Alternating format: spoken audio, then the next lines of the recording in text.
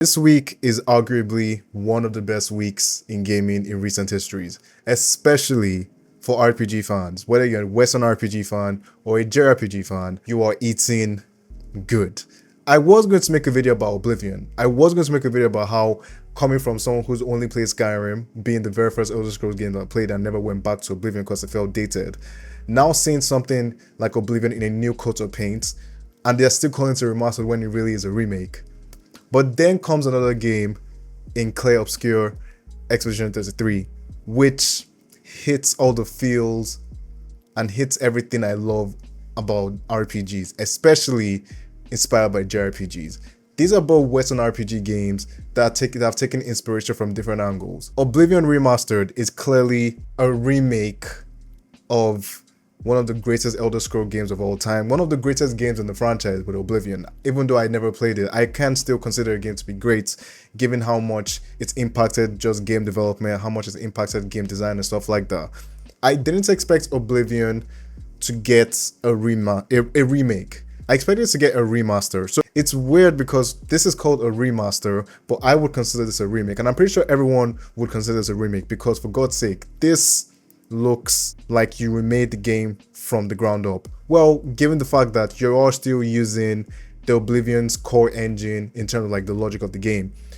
But I never thought it was actually possible, not even being a game dev or even being a game designer, but just someone interested in gaming. I never thought it was possible to actually stitch two game engines together. So essentially what the team has done in Virtuos, what they've done with this particular game is they've taken the core engine of the creation engine being used in the Oblivion game, the Oblivion original game, which serves as the logic of the game. So say, for example, you're going to see all the bugs you saw from the previous game. You're going to see all the bugs you saw from the original game. But then it gives it the Unreal Engine 5 look in order for Unreal Engine 5 to be responsible for the rendering, to be responsible for the style, to be responsible for just how the game looks. The lighting of this game, going into an Oblivion gate for the first time, and just looking at the lights and just looking at the fire, just looking at how everything looks, going into dungeons, looking at just how the torches are lit. I can say so many good things about this game. And even though I haven't put a lot of time into this game because it's been a wild week, especially in gaming, it's definitely a recognition of how great this game was and how great this game means to people, how much this game means to people.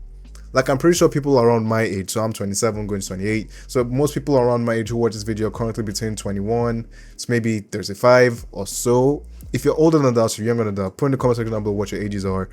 Don't dox yourself. But I think a lot of you guys who played this game obviously are coming from a nostalgic point of view, whereas for someone like me, who first came from Skyrim, is looking into the game. I was like, you know what, I see the appeal. I know this is an Elder Scrolls game. I know for a fact I'm going to put about 100 hours into this game like I did for Skyrim, and if this game comes out on VR or whatever, I'm finished. But it's amazing being a video game fan. It's amazing being a gamer. It's amazing being a gaming fan. It's amazing especially being an RPG fan for both Western RPGs and JRPGs. And on the other end of the spectrum, when it comes to RPGs, in reference to a game inspired by JRPGs, a game that takes so much recognition, a game that takes so much love and so much adoration from just the concept and the premise of a JRPG, and bringing it into a Western RPG format and adding not necessarily new ideas, but executing the ideas well enough that it makes it feel new in a game like Clair Obscur Expedition 33. This game in itself is an homage to the likes of JRPGs. We're talking about the original Final Fantasies. We're talking about the original Dragon Quest. We're talking about Chrono Trigger. We're talking about just games that we all grew up playing. Especially if you come from a turn-based RPG fan. If you come from a turn-based RPG background.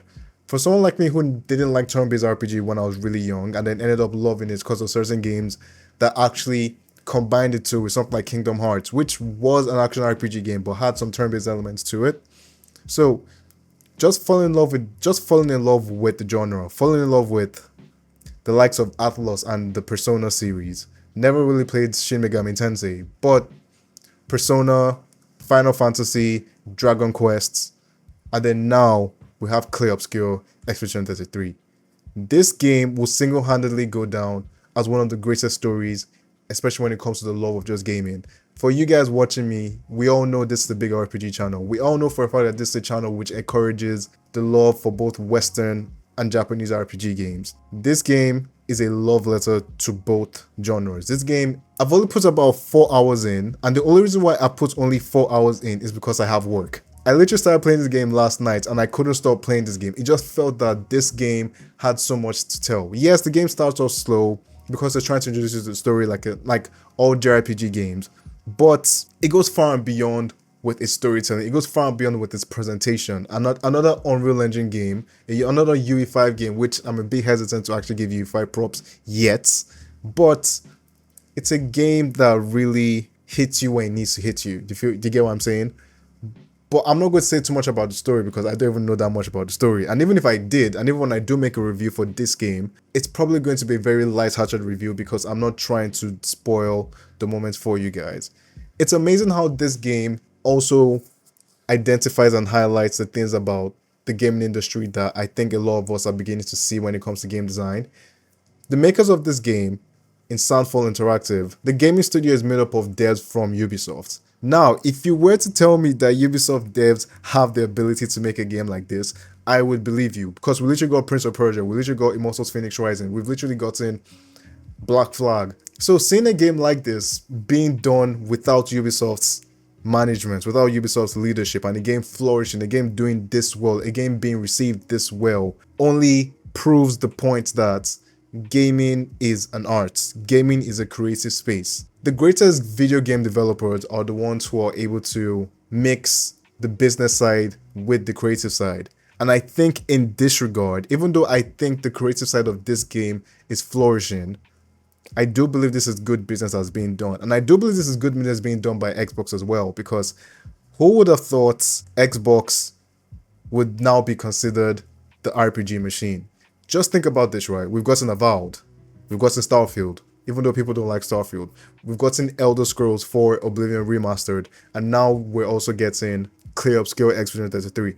Yes, these games are all available on all platforms for sure. That's good without saying, but it gives you more reason why Xbox, especially when it comes to Game Pass, is incredible for its value. Even though I wish these games were exclusive to Xbox because it just paints the idea that, hey, you can still compete when you need to.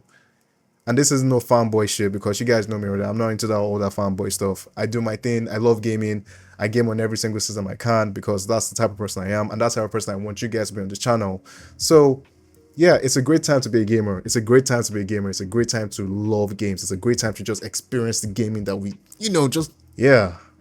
So what do you guys think about this video? What do you guys think about the industry as it is right now? What do you guys think about this particular week, the 25th of April, 2025? Experiencing two incredible titles that are probably going to be considered, especially one that's probably going to be considered Game of the Year, in my opinion. It's a great week. It's a great time for us all. Leave in the comment section down below what you think. Leave in the comment section down below how you're going to actually approach these two games. How are you going to play these two games? Are you playing Oblivion Remastered first, or are you directly going straight into Clair Obscur X-33 and then coming back into Oblivion? That's probably what I'm going to do. I would like to know what you guys are doing. And please subscribe, like the video, helps with the algorithm. Thanks for watching the video. Hope to hear from you soon. I'm gonna see you on the next one because we have a lot to talk about when it comes to Nintendo. We have a lot to talk about when it comes to pre-orders and stuff like that. But I would love to talk to you more about that. Thank you guys for watching the video. Take care.